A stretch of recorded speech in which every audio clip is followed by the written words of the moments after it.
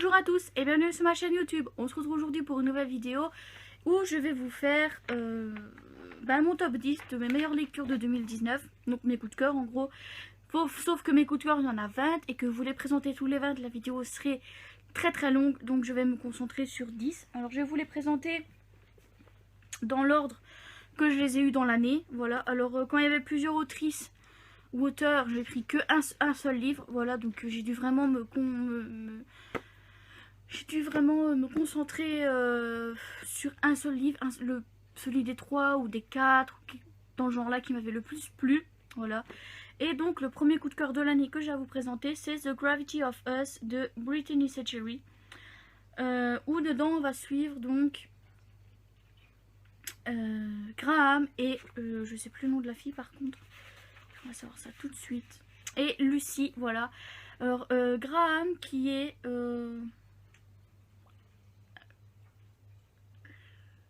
le copain de sa sœur, je pense. Et Lucy qui elle travaille dans une, là où on vend des fleurs, dans une fleuriste. Je pense qu'elle est fleuriste si je me souviens bien. Alors je sais que j'avais beaucoup aimé parce que Graham est quelqu'un de très asocial, on va dire. Il sait pas ce que c'est d'aimer, il sait pas ce que c'est d'aimer, il n'est pas fait en fait pour tout ce qui concerne l'amour, sauf que Lucy va entrer dans sa vie et que tout va changer aussi bien pour l'un que pour l'autre. Sauf qu'elle au début se le refuse parce que c'est l'ex de sa sœur. Voilà, il était marié à sa sœur avant. Si mes souvenirs sont bons, parce que là j'ai un gros doute. J'ai vraiment un gros doute. Il faut savoir que Graham, il a vécu quelque chose dans son passé qui fait que il est incapable d'aimer en fait. C'est son passé qui fait que il n'a pas décidé toujours au lendemain de ne plus aimer les gens. C'est juste qu'il a vécu quelque chose de pas très joli dans son passé, un abandon, voilà, dans son passé, qui fait que maintenant il se refuse à vraiment aimer quelqu'un. Et bref, et ouais, c'était trop cool. C'était, alors c'est pas forcément le préféré de la série, c'est celui d'avant. Donc est-ce que le titre est là? Oui, c'est moi mon préféré de cette quadrilogie, donc cette saga, c'est The Silent Waters. Voilà, c'est celui-là que j'avais le plus préféré des 4. Mais comme le tome 4 est aussi un coup de cœur, je le mets dedans. Et peut-être qu'un jour je vous ferai une vidéo sur cette saga, je ne sais pas encore, j'hésite à voir. Alors ensuite, le deuxième de l'année. Hop, que je le prenne. C'est cette grosse pavasse, Shade of Light de V. Schwab, donc chez Lumen, qui est le 3e et dernier tome de la trilogie Shade of Magic. Et donc de quoi parle Shade of Magic? Donc dans Shade of Magic, on va suivre Lila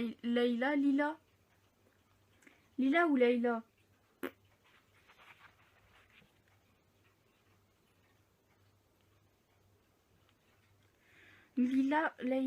Lila. Oh, est-ce que le nom est écrit là derrière? Je sais bien que c'est soit Lila, soit Layla. Je sais plus du tout lequel.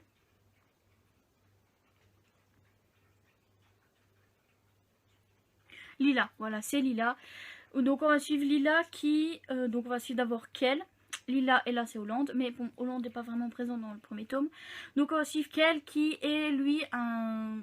Il a été recueilli par la famille royale donc du Londres rouge. Donc en fait dedans c'est divisé en plusieurs... il y a 4 Londres différents. Donc le Londres gris... qui est celui de Lila. Donc il n'y a pas de magie, mais elle n'est pas interdite non plus. Il y a le Londres rouge, celui de Kel, où là ça déborde de magie.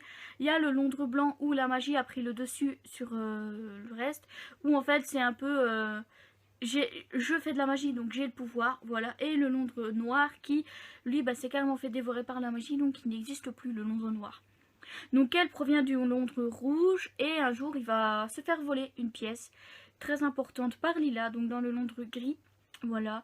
Donc Lila va se retrouver en possession d'un artefact magique qu'elle ne devrait pas avoir, et de là qu'elle va tout faire pour le récupérer, parce que dans un monde où ils n'ont pas connaissance de la magie, laisser quelque chose de magique c'est assez grave. Et donc de là Lila et qu'elle vont vivre des aventures assez tarabiscotés, aussi bien l'un que l'autre, que ce soit ensemble ou séparément.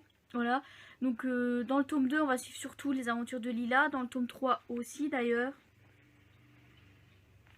Et on va souvent rencontrer d'autres personnages tels que Holland, Ri aussi, qui est le frère de Kel, donc qui lui est le vrai prince de l'Ontre Rouge. Voilà. Mais faut savoir que j'avais déjà beaucoup aimé les 2 premiers tomes, et le 3e a été un véritable coup de cœur. Surtout quand on voit à la fin qu'ils ont donné donc à Kel, Ri, Lila et tous les autres personnages aux alentours. Parce que c'est une vraiment très belle fin, voilà. Et j'ai vraiment adoré ce 3e tome. Alors je peux pas trop en dire parce que forcément c'est un 3e tome, donc je peux pas spoiler, mais voilà. Et je vous conseille de ouf cette trilogie si c'est pas encore lu. Alors ensuite, le 3e coup de cœur dont je vais à vous parler, c'est Downshift de Kay Bromberg, donc qui est le 8e et dernier tome de la saga Driven, donc publié en poche chez les 4 premiers tomes au livre de poche et les 5 derniers non, les 4 derniers pardon, et les 4 derniers chez Hugo Roman, enfin Hugo Poche, voilà. Où dans celui-ci on va suivre Xander Donovan, qui est le fils adoptif de Riley et Colton, voilà. Où dedans on va suivre son histoire avec Getty, et il faut savoir qu'ils vont se retrouver malencontreusement dans la même maison parce qu'il va y avoir une petite erreur. Comment dire ça, parce que Getty elle va être là pour échapper à son ex, à son père aussi, et Xander lui va être là pour s'éloigner un peu des médias, mais Xander est envoyé là par son père, et Getty elle a décidé d'être là toute seule, et en fait elle y passe par une amie qu'elle connaît et qu'elle sait que son père, qu'elle n'ira pas dire à son père ni à son ex où elle est, voilà. Mais il faut savoir que Getty vivait dans un monde où c'est vraiment la perfection, quoi. C'est vraiment tu m'écoutes, tu fermes ta gueule, voilà, en gros c'est ça. Elle c'était tu m'écoutes, tu fermes ta gueule. Elle se faisait taper dessus, si je me souviens bien, elle se faisait taper dessus, mais ça par contre je suis plus très sûre. Mais je sais que Getty n'a pas vécu des choses très cool dans sa vie, et Xander lui a fait trop de bêtises, et son père a décidé de son père, et il n'y a pas que son père d'ailleurs, donc tout ce pour qui il roule en fait, parce qu'il est champion automobile, voilà, comme son père. Mais donc ils ont décidé de l'éloigner des médias dans un endroit où normalement il serait pas trop reconnu et où il ne risquait pas de faire des bêtises. Seulement vous doutez bien que vivre dans la même maison, ça va faire en sorte qu'ils vont se rapprocher doucement. Ils vont se rapprocher, Et ce que j'ai bien aimé avec celui-là, c'est que les scènes de sexe ne surviennent que à partir de la moitié du livre. Alors je disais, ce livre a été vraiment un coup de cœur. Alors je pense que les 3 derniers tomes, je suis plus très sûre, mais je pense qu'au moins les 3 derniers tomes de la saga Driven ont été un coup de cœur, mais celui-là plus que les autres, parce que j'ai vraiment adoré l'histoire de Xander et Getty. Voilà, c'est tout ce que j'avais à dire sur ce livre. Alors ensuite, il est où? Je le trouve pas, il est là. Ensuite, le 4e coup de cœur que j'ai à vous présenter, c'est La Passe Miroir, le tome 3 de Christelle Dabos, donc La Mémoire de Babel, que j'ai dans la saga n'importe quoi, dans la trilogie Pulp Fiction, voilà. Et donc dans cette saga, parce qu'elle est en 4 tomes, elle n'est pas en trilogie, elle est en 4 tomes, dans cette saga on va suivre Ophélie, qui a toujours refusé les prétendants que lui présentaient ceux qui lui présentaient. Voilà, mais jusqu'au jour où en fait elle va se rendre compte qu'elle ne peut pas refuser le mariage parce que c'est un mariage politique. Donc il faut savoir qu'Ophélie vit sur Anima, voilà.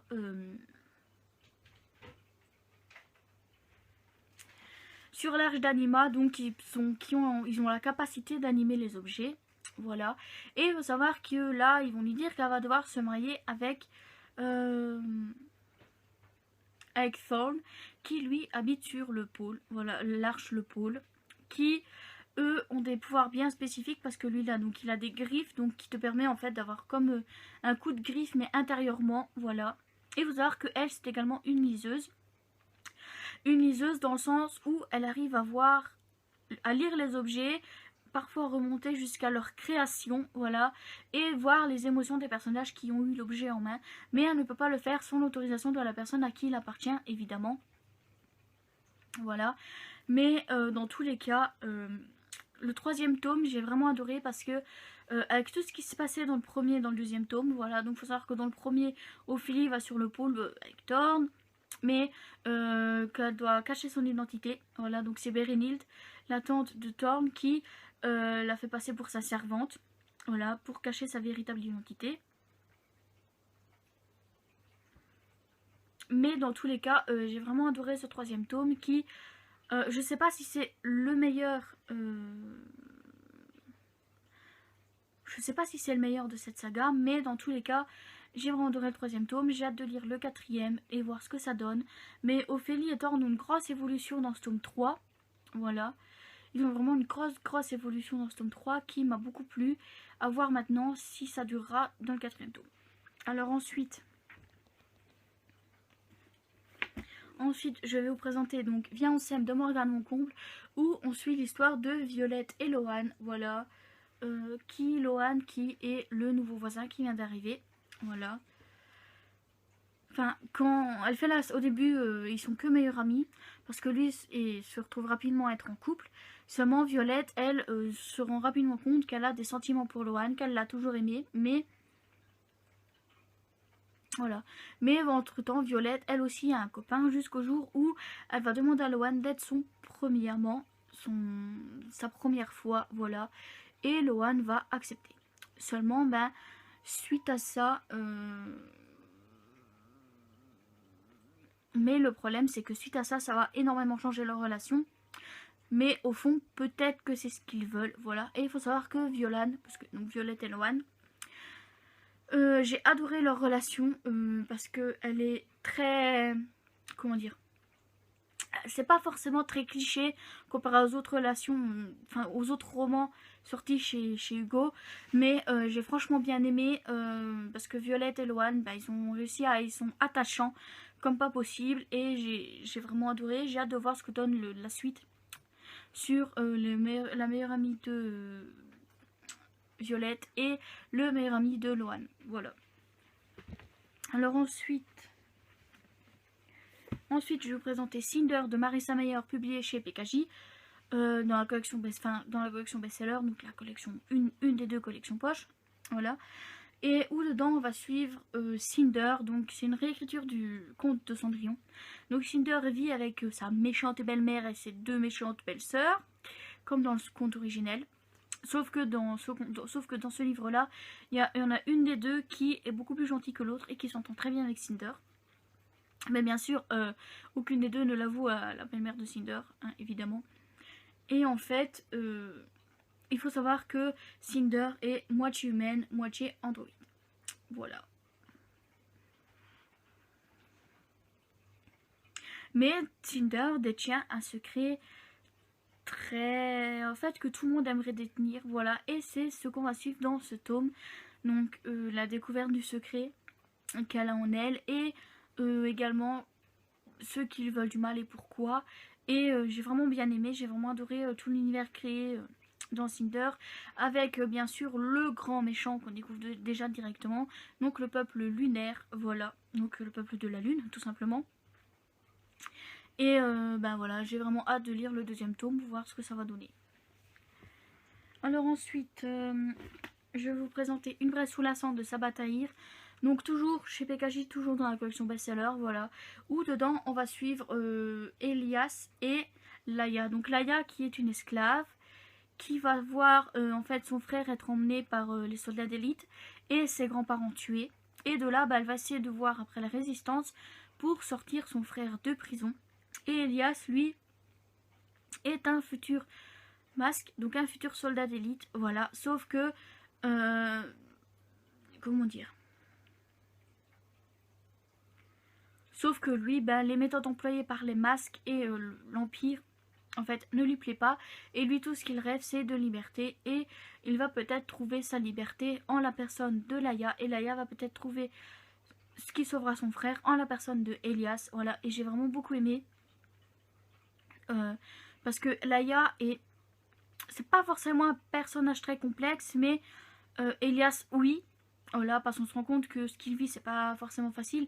Surtout quand t'es le fils de la présidente de l'Empire. Enfin, de l'école. C'est pas forcément facile, voilà. Mais en tous les cas, j'ai vraiment adoré ce livre et j'ai qu'une hâte de lire le reste. Alors ensuite, et là il me reste 3 à vous présenter, donc tous les de Colleen Hoover, donc publié chez Hugo Poche, où là on va suivre Sloane qui en fait qui vit avec Asa, donc son copain. Elle a vit avec lui à contre-cœur. Elle a été forcée de vivre avec lui parce qu'elle s'est retrouvée sans logement avec les soins de son petit frère à payer dans le centre, parce que du jour au lendemain en fait elle a reçu une lettre comme quoi son frère n'était plus pris en charge. Et Asa en fait lui a dit qu'il prenait tout en charge à condition qu'elle vive avec lui, qu'elle reste avec lui toute sa vie. Seulement Asa a des pratiques assez douteuses au niveau de la drogue surtout. Et pardon. Et mais seulement elle aimerait bien s'échapper, seulement ben toute seule c'est pas facile. Et un jour elle va faire rencontre de Carter qui est à nouveau à l'université, qui va également intégrer la bande d'amis de Asa. Donc quand je dis bande d'amis, c'est surtout pour la drogue, hein. Ce qui va pas forcément plaire à Sloane, mais elle va quand même se rapprocher tout doucement de lui. Et peut-être que Carter va être celui qui va lui permettre de se sauver de ce cycle infernal dans lequel elle est plongée. Voilà. Et bien que c'est un livre très sombre, très... Voilà, c'est un livre très sombre, mais j'ai quand même beaucoup aimé, en fait, tout simplement. J'ai vraiment hâte de voir ce que ça va donner, ce que risque de donner les autres livres de Colleen Hoover, parce que c'est un one shot, donc il n'y a pas de suite. Mais j'ai vraiment adoré l'histoire de Sloane et Carter et la fin. Et il faut savoir que en fait le livre a été publié tel qu'elle l'a écrit, donc on a l'épilogue, après on a des chapitres, et puis on a l'épilogue de l'épilogue. Bref, c'est vraiment bizarre parce que l'histoire ne se termine pas à l'épilogue en fait. Voilà, mais j'ai quand même bien aimé. Alors ensuite, Ma raison de vivre de Rebecca Donovan, publié donc chez PK Julien Coq, son best-seller. Oui, encore, c'est le 3e. Hein. Ouais, c'est le 3e dans ce top 10. Où là, on va suivre Emma qui vit avec son oncle et sa tante parce que son père est décédé et sa mère n'avait pas le courage de s'occuper d'elle, donc elle l'a refourguée à sa tante. Mais il faut savoir que sa tante ne l'aime pas du tout et qu'elle vit un enfer chez eux. Voilà. Et un jour, Evan va arriver. Evan, c'est ça? Voilà. Evan va arriver au lycée et va lui taper dans l'œil. Seulement, elle se rend compte qu'elle peut pas, en fait commencer une histoire avec lui parce qu'elle sait que sa tante l'en empêcherait. Voilà. Mais et donc, moi, ça a été un coup de cœur pour la simple raison que à chaque chapitre, j'avais la boule au ventre, j'avais également une boule dans la gorge, à savoir ce qui est risqué d'arriver à Emma dans les prochains chapitres. Voilà. Parce que ce qu'elle vit avec sa tante, c'est vraiment pas facile et voilà. C'est absolument pas facile et j'ai hâte de voir ce que ça va donner la suite. Alors ensuite, le dernier, c'est PS, oublie-moi de Emma Green, donc c'est le dernier Emma Green que j'ai lu. Donc vous l'avez vu dans mon bilan là du mois de décembre. Et donc dans celui-là, on va suivre Léonore qui a vécu un drame 8 ans plus tôt et qui fait que maintenant elle a une brûlure dans son dos qui la complexe énormément. Voilà, c'est une brûlure qui la complexe énormément et dont elle aimerait oublier. Et c'est aussi à cause de ça qu'elle est refusée dans chaque agence de mannequinat qu'elle va voir, jusqu'au jour où elle va arriver à Strange et Strong. Voilà. Mais le problème c'est que l'un des deux, donc c'est Strange je pense, ou Strong, je ne sais plus, enfin l'un des deux en fait c'est Wolf, celui à cause de qui elle a cette grande brûlure dans le dos, et elle va refuser de travailler avec lui, même si c'est la seule agence qui l'accepte, elle va refuser de travailler avec lui. Seulement il va se passer quelque chose qui fait qu'elle va pas avoir le choix d'accepter le contrat, et Wolf et Léonore vont tout doucement se rapprocher, renouer, parce que ils sortaient quand même ensemble à l'époque. Elle est le premier garçon qu'il a aimé, voilà. Et elle a peur, mais elle se dit pourquoi pas, peut-être que voilà. Et au final, Wolf va l'aider à s'accepter telle qu'elle est, à accepter la cicatrice, à ne plus en être complexée. Et j'ai adoré ce livre parce que Emma Green, elles ont un style bien à elles pour raconter les romances, et elle pourrait même écrire un truc sur de l'inceste que je suis sûre que j'aimerais quand même. Voilà. Et bah c'était tout pour le top 10 de mes coups de cœur de 2019. Voilà. Alors j'espère que la vidéo vous a plu. Vous pouvez laisser un commentaire, un j'aime, vous abonner à la page si ce n'est pas encore fait. Et on se retrouve bientôt pour une prochaine vidéo. Bye bye.